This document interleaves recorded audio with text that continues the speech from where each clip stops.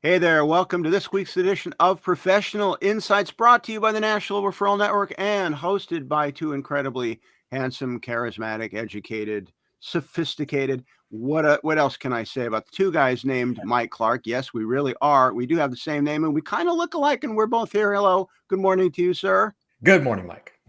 And we are joined by our friend Brandon Leopoldus, who's going to be talking about business succession in a second. But first, I want to say the purpose of this presentation is to share professional insights, expertise, and you guessed it, wisdom that professionals of any persuasion and individuals can take advantage of. And Brandon, welcome. Thanks for giving us a couple of minutes. So let's jump right into this. What is the important? Why are we talking about business succession planning for business owners, and why is it so darn important? Good question. First off, thanks for having me. The real important thing about succession planning is that your business, no matter how big, no matter how small, should be able to outsurvive just you working the cash register, mopping the floor, doing all the stuff that you do to keep the lights on at your business. It's really important to understand that because you have a valuable asset. So we want it to continue on, whether you're going to hand it down to one of your kids or you're going to sell it for the millions and millions of dollars that you're dreaming of every single day. Now, Brandon, I'm glad that you mentioned that with the family, right? Because there's a lot of ways to exit a business.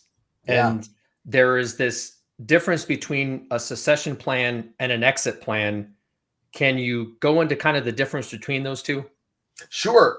First off, a succession plan is where the business is going to continue on without you at some level, right? It may be your family, right? It might be a cousin, niece, nephew, somebody that you're related to. It could be somebody that you're working with or that they're working for you, that they're going to take over.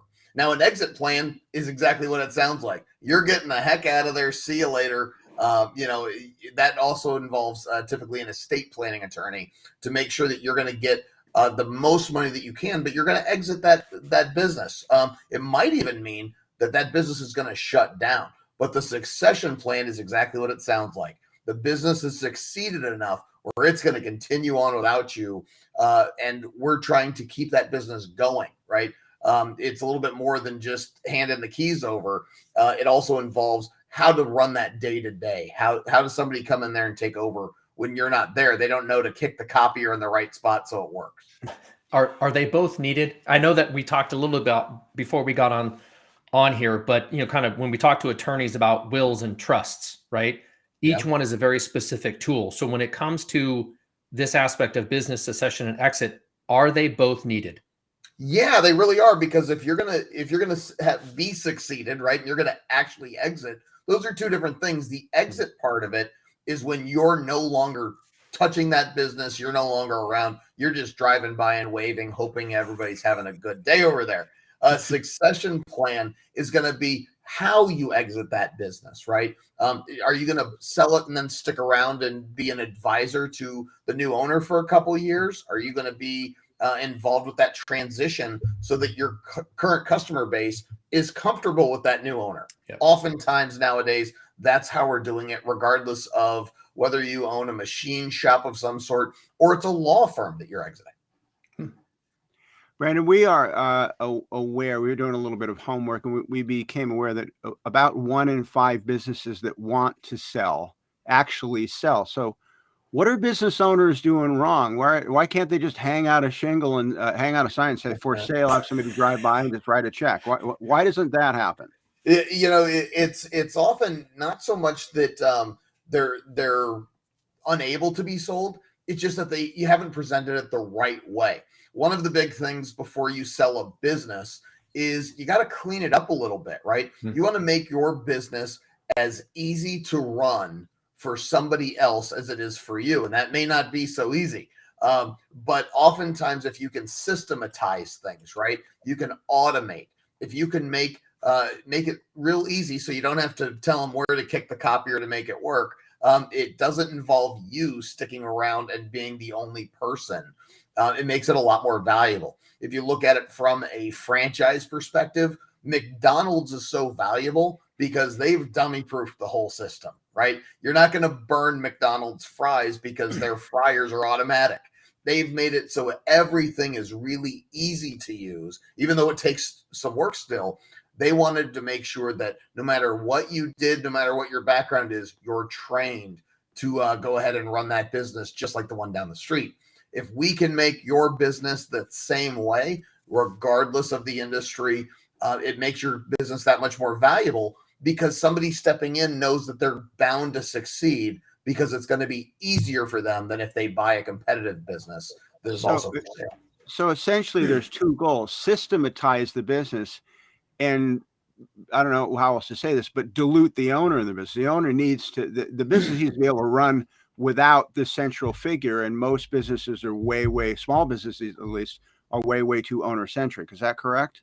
Yeah, that really is. And so when you are an owner and you have that succession plan in place, if you're going to stick around for say a year or 2 or 3 to help that new owner really get their feet underneath them, you're really going to be talking about the customer base. You're going to talk about the local industry. You're going to help them get to know the people. It's not the actual delivery of the goods or services, because that's what we're going to try and systematize the best. So how does somebody do that? How do they make a good beginning on the road towards making my business, the prettiest girl at the dance?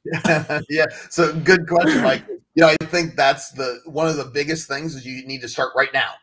If you're going to sell your business in the future, you can actually make it easier on yourself and your staff by having those policies and procedures that help you from the start to the very finish of just about everything your business does.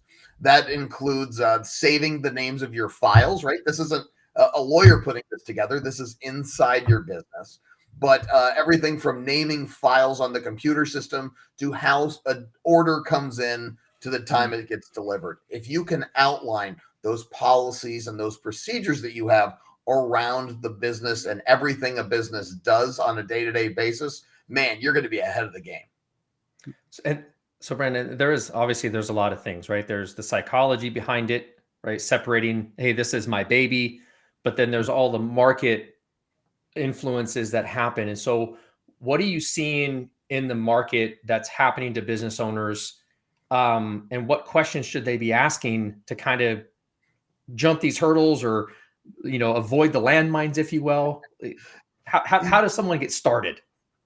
Good question. And, oftentimes we're all in love with our business. I know that my law firm is certainly the most valuable that's ever walked the face of the earth. And which is a great thought. But if you're going to be selling your business, you have to put it on the footing that's going to make it survive for as long as possible. So, if you're running a horse and buggy fix-it shop, you're probably not going to have a whole lot of work coming in. And that's a problem if you think that your business is going to last forever.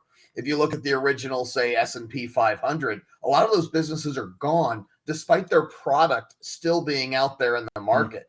And that's because those businesses just failed to adapt with the future and what clients and the public are generally going to need.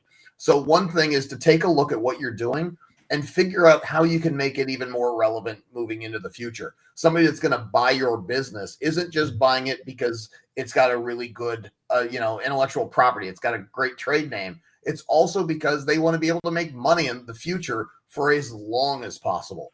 So regardless of whether you're selling widgets or you're providing a great service, you need to figure out how you can put yourself on good footing into the future.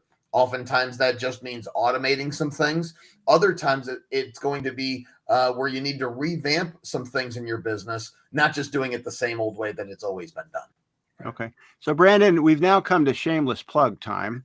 And both Mike and I are building the National Referral Network. We both are out there talking to people like you about the benefits of the network. And the idea is it takes a village. It can't, and it seems to me if a business owner is going to build a proper either exit or succession plan, they need more than one professional. They probably need a team of people to help them. You certainly understand that. You're a member of the network. How do you feel like the network is helping you take your business to the next level?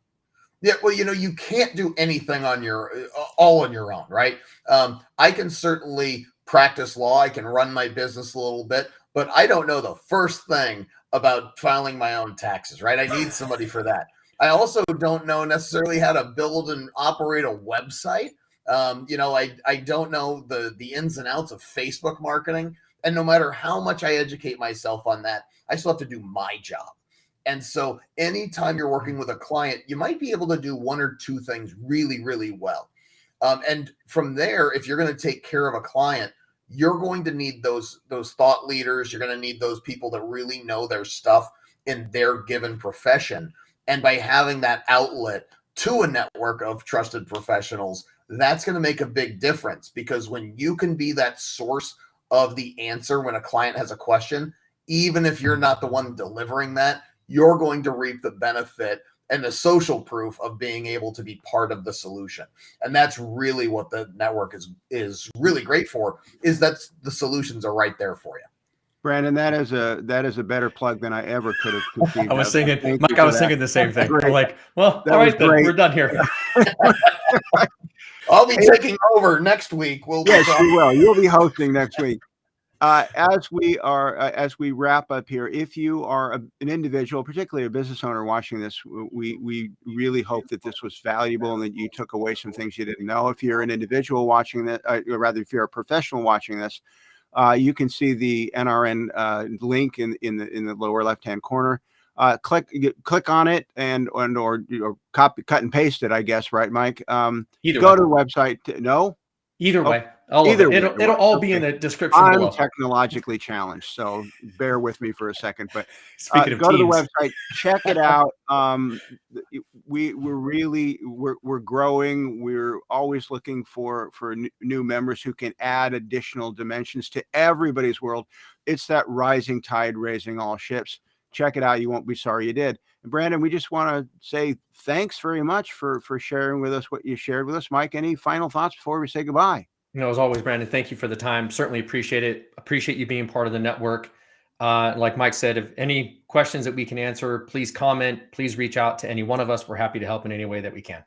And I won't be here next week. My counterpart, however, will be, and we will be here every Tuesday right around this time. So stay tuned, folks. Thanks. Have a good day. Thanks, Mike.